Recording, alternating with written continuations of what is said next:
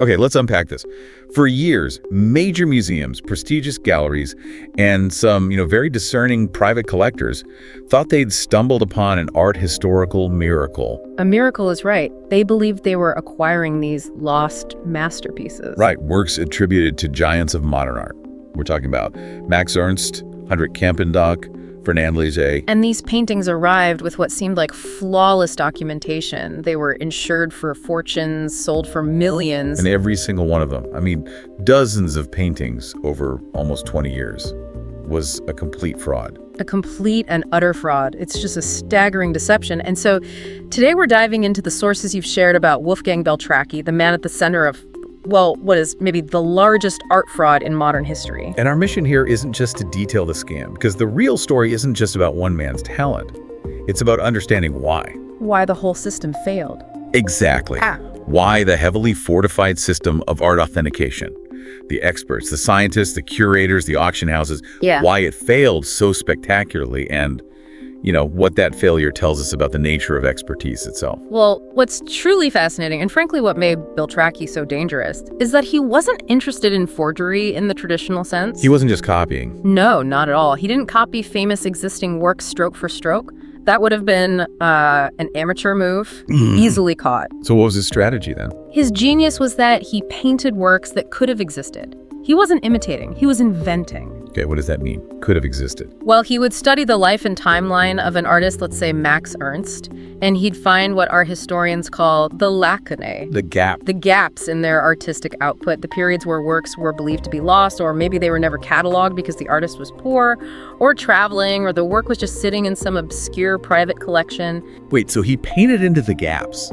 He wasn't just copying a style, he was actively filling in missing history that the art world desperately wanted to complete. That's it, exactly. It shifts forgery from simple crime to this perverse act of historical completion. He offered certainty where there was only doubt, and he painted pieces that fit perfectly. He claimed he wasn't just imitating their stuff, right? He was thinking like them. He was, or at least he studied them so deeply that he could anticipate their instincts, their anxieties, their rhythms at that specific moment in their career. Okay, so let's start where the deception began, which is with the sheer technical brilliance. The canvas had to pass initial, visual, and even scientific scrutiny before the story could matter. Right, and his level of material accuracy was, it was an obsession with period detail that truly elevated his deception. So he understood that a painting is an object with a history stamped on it. Exactly. To pass the tests, the fabric, the pigment, even the varnish had to belong to the claimed era. So he wasn't just running out to an art store for new linen.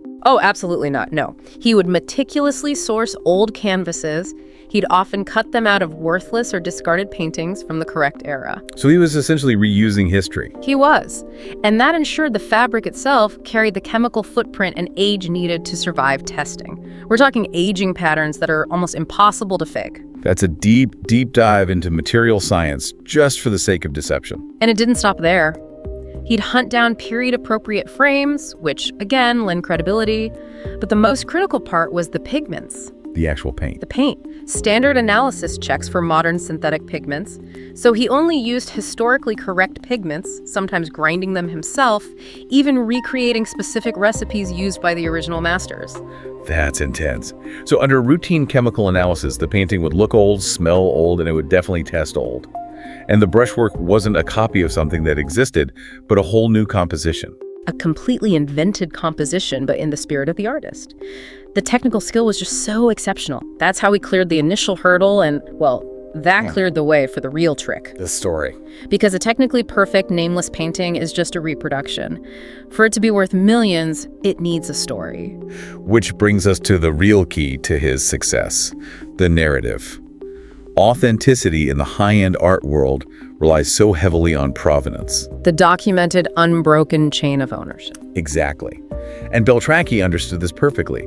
He knew experts don't just authenticate paint and canvas, they authenticate narratives. Without a credible story explaining where this lost masterpiece has been for 70 years, no amount of perfect pigment can sell it. So he just manufactured an entire history. He and his wife created the story of the Jaegers, a completely fabricated, wealthy German family collection supposedly assembled decades earlier. That's brilliant. A quiet, private collection. It provided the perfect, plausible background for works that had never been seen publicly. The story was simple. They had inherited the works and just kept them out of the public eye. That preemptively answers the big question, right? Why haven't we seen this before? It removes the major red flag. It does. And the documents he created were, works of fiction in their own right. Fake letters, old labels, archive stamps, all distressed and aged to look genuinely institutional. But the real genius, the real nugget from the sources, was the photographs. The photos. This detail is just incredible. Tell us about them. He would literally take pictures of his fake paintings hanging casually in historic-looking settings. He used period-appropriate clothing, old cameras, sometimes even featuring his wife dressed as an ancestor of this fictional Jaeger family. So you'd see a faded black and white photo of a painting supposedly hanging in a parlor in 1930. And that image provides this powerful, emotional, visual confirmation that no lab test can replicate. It bypasses all that technical skepticism because it appeals directly to trust in history. It makes the intangible, tangible. It's almost like performance art. It is. And it worked because the system was so eager to believe. Yeah. Once that manufactured story entered the market, it just gained momentum, and that's where the system truly failed. It became a self-reinforcing loop. Okay, help us understand that loop. How does consensus just override verification? Well, think about it like this. A gallery accepts the Jaeger collection story. Then a well-known expert confirms the style and authenticates the documents. And then a museum wants in on it. Right. A prestigious museum, hungry for a newly discovered masterwork, trusts both the gallery and the expert.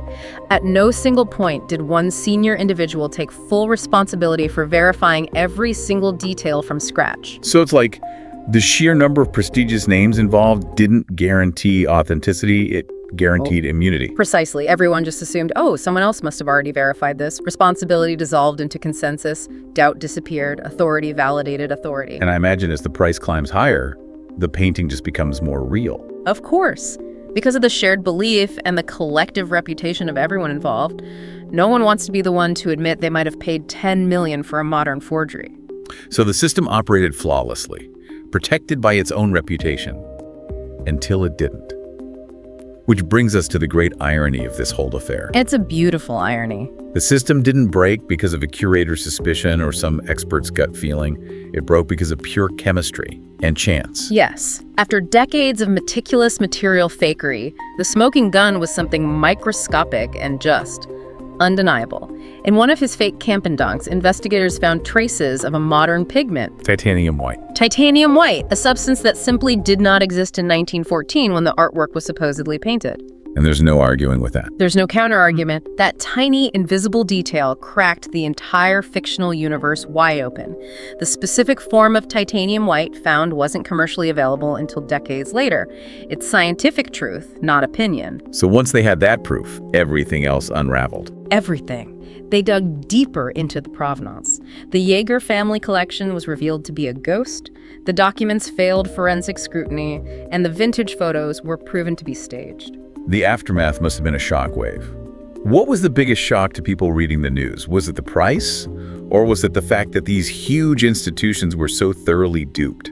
It was the institutional humiliation, without a doubt. It wasn't amateur collectors who were fooled. It was leading, revered experts, prestigious museums that trade solely on their authority, global market gatekeepers. So museums had to quietly take works off their walls. Exactly. Entire catalogs were suddenly revised, and the art world was forced to confront how easily the line between genuine historical knowledge and mere assumption could be crossed. It seems like the very confidence and reputation of these institutions became their greatest liability. It did. The system failed not because it lacked technology, the technology eventually caught him, but because the system trusted itself too much.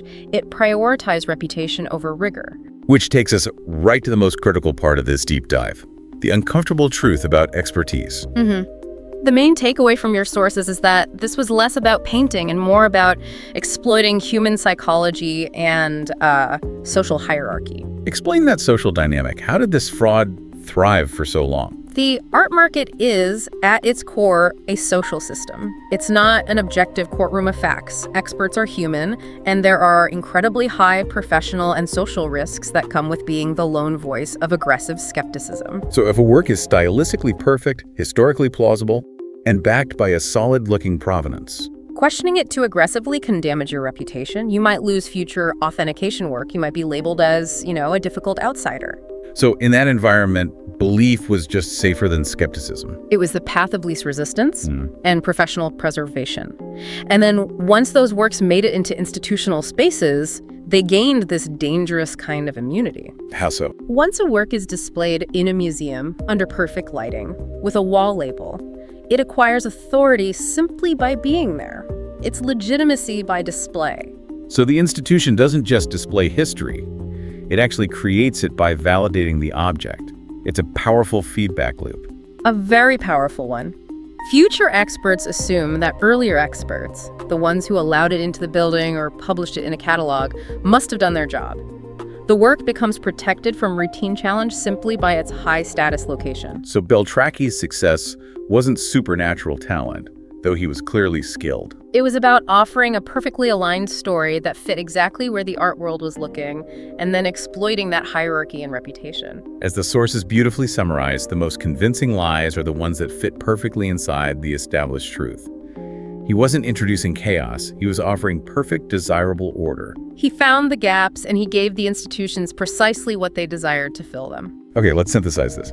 We've covered the technical mastery that cleared the first hurdle, the crucial role of fake provenance and staged photography, and then that ironic chemical slip. The titanium white, the detail that brought it all down. And the key insight, really, is that authenticity is so often a matter of consensus and shared trust. It's not always absolute, irrefutable proof. The system wanted certainty so badly that it accepted the illusion of it. And the lingering tension here is that, while safeguards have been added, the art world system remains fundamentally intact. It still runs on that same currency: reputation, shared trust, and expert consensus. It relies on people believing other people have done their jobs. The mechanisms of authority are the same. Which brings us to the final provocative thought we want to leave you with. Yeah. If expertise can be so successfully constructed, and if authenticity can be agreed upon rather than definitively proven, what does that mean for any system? You mean beyond the art world? Beyond the art world, be it finance, political history, or even our everyday information sources. What happens when authority is allowed to replace immediate critical verification? The art world was built to protect masterpieces. Instead, it ended up protecting a comforting, lucrative narrative. The real warning from this deep dive is that the system is only as strong as the skepticism of the last person who checks the label.